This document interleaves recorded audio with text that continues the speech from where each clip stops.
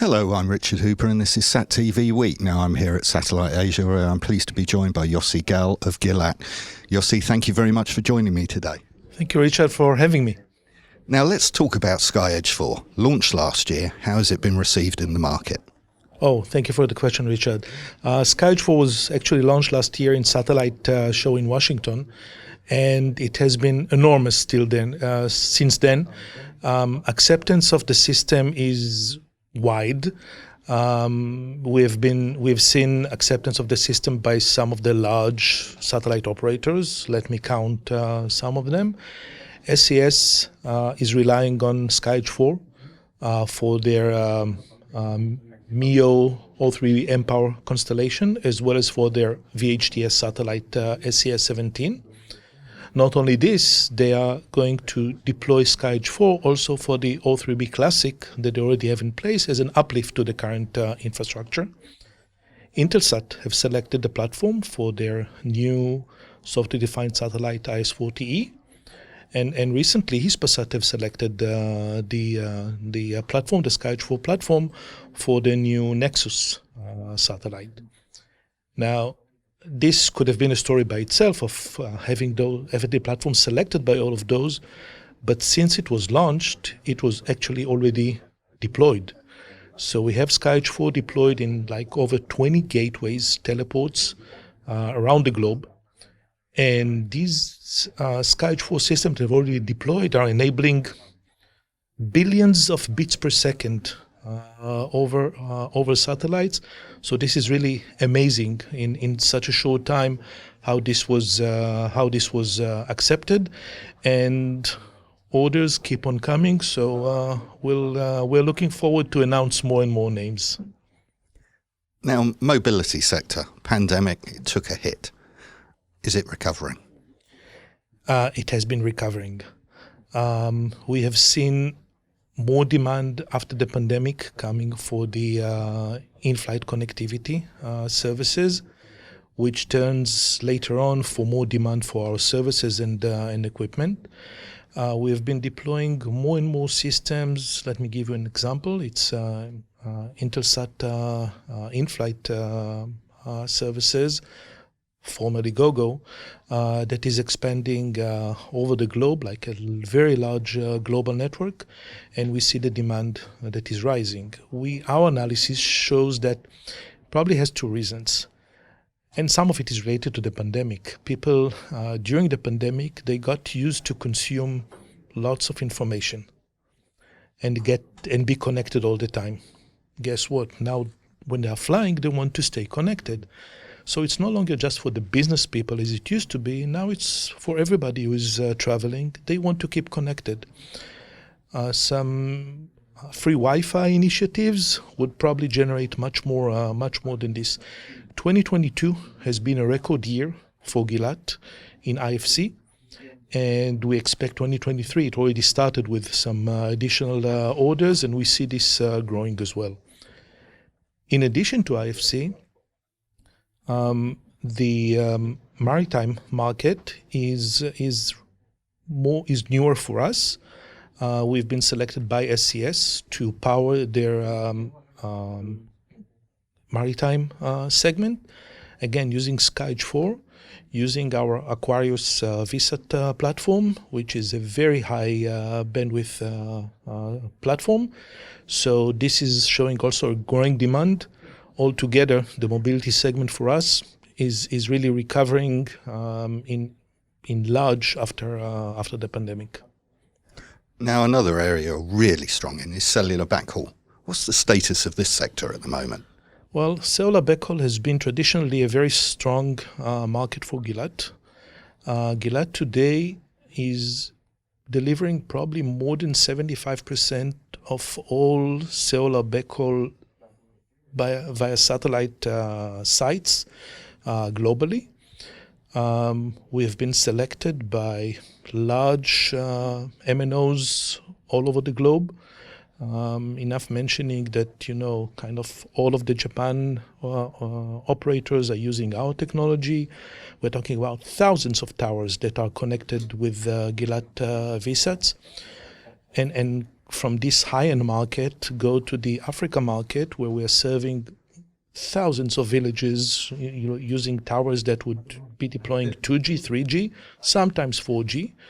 Across all of Africa, and recently also announced that the team in Brazil have already crossed many more than 1,000 sites, probably the largest solar backhaul network in Latin America. It is amazing to see how satellite backhaul, solar backhaul via satellite, became a very acceptable solution for the MNOs to deploy over very large areas. We do this without giving up on any of the critical SLA elements as well as user experience. I've recently met with one of the CIOs of one of the MNOs, and it's amazing to see how he's so focused on the user experience of his customers over the satellite solar backhaul sites, and so acceptable to this new technology and how this works for him. This was done using our patented technology that allows user experience which is very close to terrestrial, despite going over geo satellites. Now, lesser known is your activity in the defence and government solutions. What are you providing into those markets? We're providing different solutions. Remember that Gilat, by large, is providing not only satellite networks or ground segment networks, but also power amplifiers and specially made antennas. Altogether, we've been supporting the defense sector for many years. We have announced that this is a strategic market for us. We announced earlier this year that we will acquire DataPath in the US, and a transaction that we expect to close within this year. And this strengthens our presence in this market, which we see as a very important market and a growth engine for Gilat. Now, changing the subject slightly, digital divide. Connectivity, broadband, people need it to develop. They need it for villages to develop, towns to develop. What's Gilat's involvement in helping this happen? That's a great question. Let me start by saying that our vision is that we believe in the right of all people to be connected. Once you say that, it's for us to execute on this. And it goes, and we accomplish this through our cellular backhaul connectivity, connecting many people, enabling basically the mobile operators to get much further into the rural areas, connecting tens of thousands of schools worldwide, working with government projects of supporting this.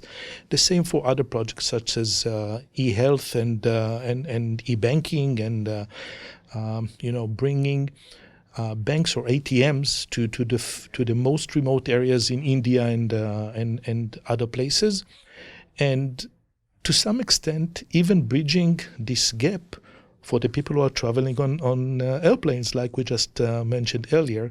So pretty much every place on Earth is reachable today using the technology, and we're doing the utmost in order to solve all these problems with any partners that we have worldwide, MNOs, satellite operators, governments, and other organizations. Now, finally, the market. Disruptive, LEO constellations. How is Gilat addressing these changes? First of all, it's an exciting time to be in this industry, in this market.